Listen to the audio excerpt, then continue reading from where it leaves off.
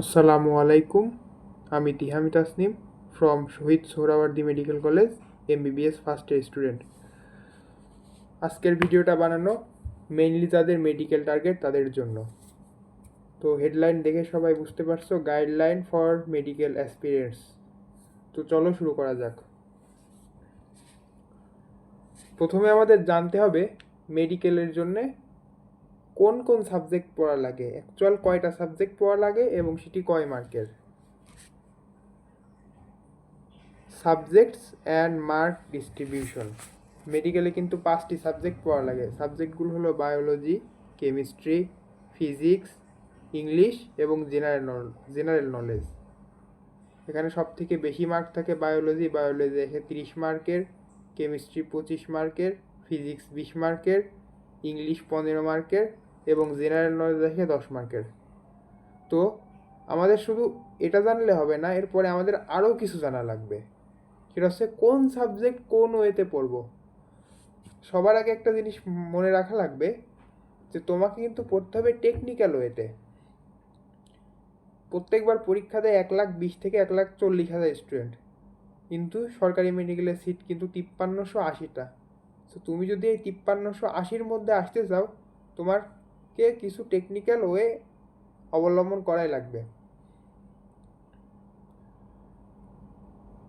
এখানে বলে রাখা ভালো, 20,000 থেকে 30,000 স্টুডেন্ট কিন্তু মেডিকেলে চান্স পাওয়ার মতো থাকে, অর্থাৎ তারা খুব ভালোভাবে প্রিপারেশন নেয়। সো তাদের মধ্যে যদি তুমি 5,000-এর মধ্যে আসতে চাও, তাহলে তোমার যে যে টেকনিকগুলো অবলম্বন করা লাগবে সেগুলো নিয়ে আমি এখন আলোচনা করব। প্রথমে আসি বায়োলজিতে। বায়োলজির ক্ষেত্রে প্রথমে তোমরা যেটা করতে পারো, মূল বইয়ের দাগানো লাইন ভালোভাবে পড়তে পারো। এখন প্রশ্ন হচ্ছে, শুধু কি দাগানো লাইন পড়লেই হবে? উত্তর হচ্ছে না, শুধু দাগানো লাইন পড়লে হবে না, দাগানো লাইনের বাইরেও পড়তে হবে। কারণ কি, তোমার তো দাগানো লাইন অবশ্যই মনে রাখতে হবে, এবং এই দাগানো লাইন মনে রাখার জন্য তোমার যে বেসিকটা দরকার, তুমি বাইরের লাইনগুলো পড়লে সেই বেসিকগুলো ইজিলি অর্জন করতে পারবা। আরেকটা খুব গুরুত্বপূর্ণ বিষয় হচ্ছে এক্সট্রা ইনফো পড়া। এক্সট্রা ইনফো কোন রাইটারের বই থেকে পড়বো?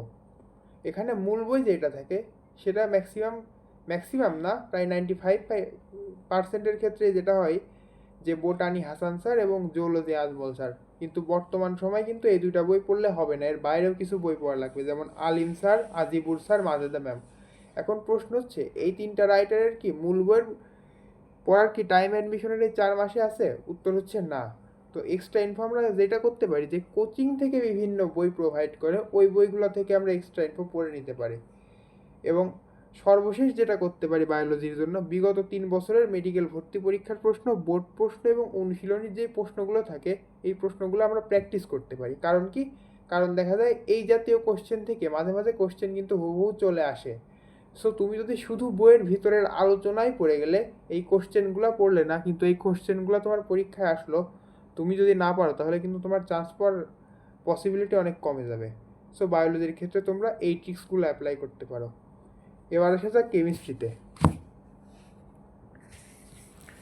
কেমিস্ট্রির ক্ষেত্রে তোমরা যেটা করতে পারো সেটা হচ্ছে, প্রথমে মূল বইয়ের দাগানো লাইনগুলো পড়বা। এখন প্রশ্ন হচ্ছে, শুধু কি দাগানো লাইন? উত্তর হচ্ছে না, এখানেও এই বায়োলজির মতো সেম কাহিনী, যে তুমি যদি শুধু দাগানো লাইন পড়ো তাহলে তোমার কিন্তু এই লাইনগুলো মনে থাকবে না। তোমার দাগানো লাইন মনে রাখার জন্য যে বেসিক, সেটা তোমার দাগানো লাইনের বাইরের লাইনগুলো হেল্প করবে।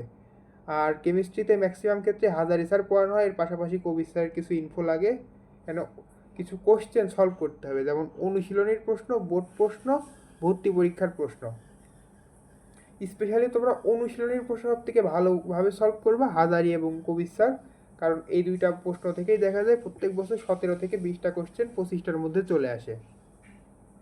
আর এর মধ্যে 2 থেকে 3টা ম্যাথ থাকবে, অবশ্যই ছোটোখাটো ম্যাথগুলো তোমরা সবাই প্র্যাকটিস করবে উইদাউট ক্যালকুলেটরে। এবার আসা যাক বায়োলজিতে, এবার ফিজিক্সে আসা যাক। ফিজিক্স আর কেমিস্ট্রির সাজেশন 100% সেম। ফার্স্টে মূল বইয়ের দাগানো লাইন পড়তে হবে, এরপর অনুশীলনীর প্রশ্ন, বোর্ড প্রশ্ন, ভর্তি পরীক্ষার প্রশ্ন তোমাদের পড়তে হবে।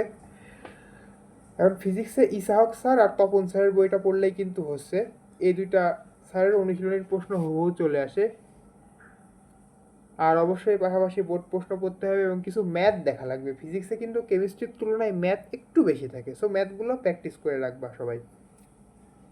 এবার আমরা জেনারেল নলেজ নিয়ে আলোচনা করব। জেনারেল নলেজ হচ্ছে দুইটা টপিক আসে, একটা হচ্ছে বাংলাদেশের বিষয়ে বলে, একটা হচ্ছে আন্তর্জাতিক।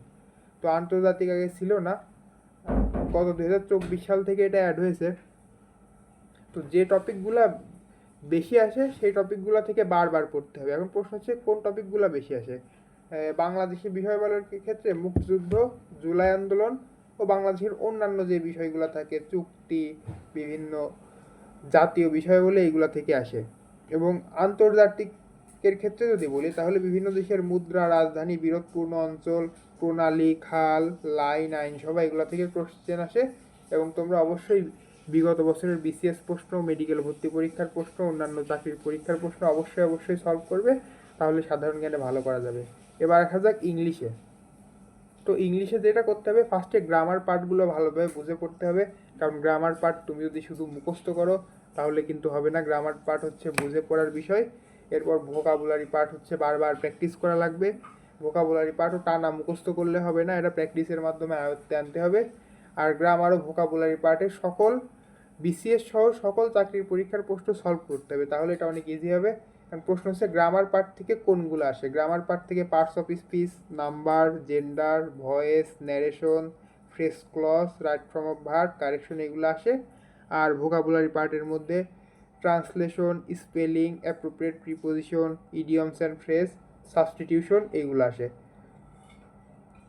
তো আমি এই ভিডিওতে মোটামুটি যেগুলো বলার চেষ্টা করলাম এইগুলো যদি তোমরা সবাই ফলো করো, ইনশাল্লাহ তোমাদের চান্স পাওয়া অনেক সহজ হয়ে যাবে, তোমাদের সবার প্রিপারেশন ভালো হোক। তো আজকের ভিডিওটা এই পর্যন্তই, পরবর্তীতে নতুন কোনো ভিডিও নিয়ে আসবো ইনশাল্লাহ।